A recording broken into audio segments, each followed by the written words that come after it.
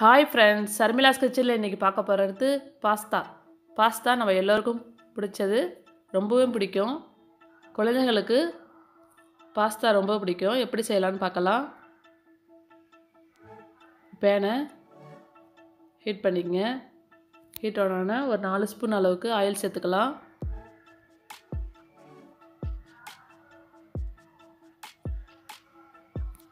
நம்ம வெங்காயம் தக்காளி வச்சு தான் இப்போ பாஸ்தா ரெடி பண்ண போகிறோம்.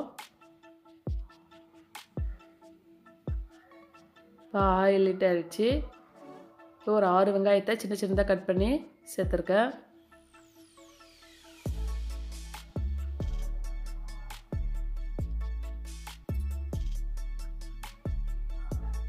வெங்காயத்தை நம்ம பெருசாக கட் பண்ணாமல் சின்னதாக கட் பண்ணிக்கோங்க. நல்லா வதக்கிக்கலாம்.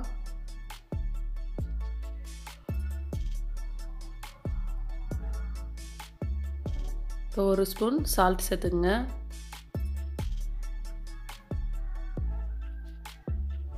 நான் 2 கப் அளவுக்கு தான் பாஸ்தா ரெடி பண்ண போகிறேன்.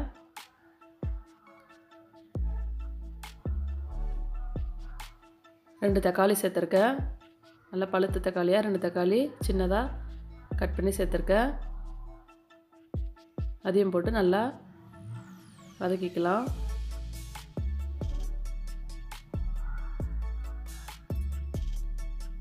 தக்காளியை நல்லா மசிகிற மாதிரி வதக்கி விடுங்க. அப்போதான் தக்காளி நல்லா மசியும்.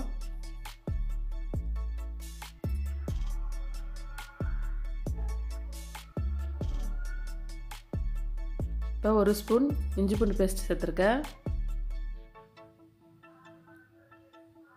இஞ்சி பூண்டு பேஸ்ட் சேர்த்து நல்லா கிளறி விடுங்க.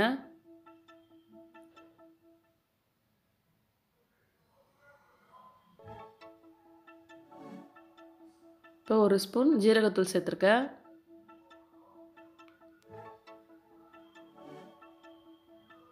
ஜீரகத்தூள் ரொம்ப ஒரு மணத்தை கொடுக்கும். இப்போ 1 ஸ்பூன் மிளகுத்தூள், 1 ஸ்பூன் மிளகாய்த்தூள் சேர்த்துருக்கேன்.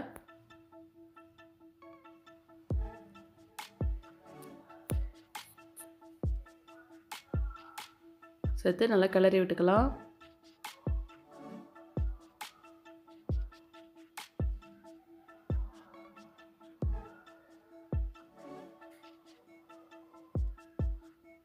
நல்லா தக்காளி வெங்காயம்லாம் நல்லா மசிக்கிட்டோம்.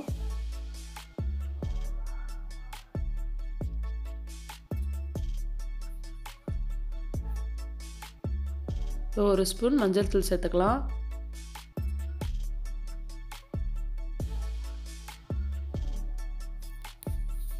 பாருங்க, நல்லா எண்ணெய்லாம் பிரிஞ்சு நல்லா ரெடி ஆயிடுச்சு. இப்போ பாஸ்தா நல்லா வெந்து அந்த பக்கமாக உப்பு போட்டு நல்லா பாஸ்தா 2 கப்பு பாஸ்தாவை போட்டு ரெடி பண்ணிட்டேன். நல்லா பாஸ்தா வெந்துருச்சு. பாருங்கள், நல்லா சாஃப்டாக வெந்திருக்கு. கொஞ்சம் கொஞ்சமாக போட்டு கிளறி விடுவோம்.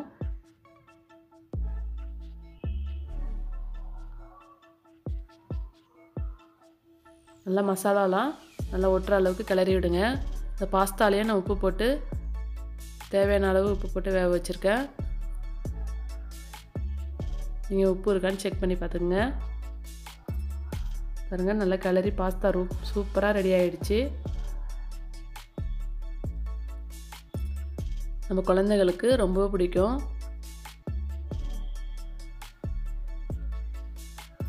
சூப்பரான சுவையான பாஸ்தா ரெடி ஆகிடுச்சு. நீங்களும் உங்கள் வீட்டில் ட்ரை பண்ணி பாருங்கள். இந்த வீடியோ பிடிச்சிருந்தா லைக் பண்ணுங்கள், ஷேர் பண்ணுங்கள். மறக்காமல் நம்ம ஷர்மிளாஸ் கிச்சனை சப்ஸ்கிரைப் பண்ணுங்கள். தேங்க்ஸ் ஃபார் வாட்சிங்.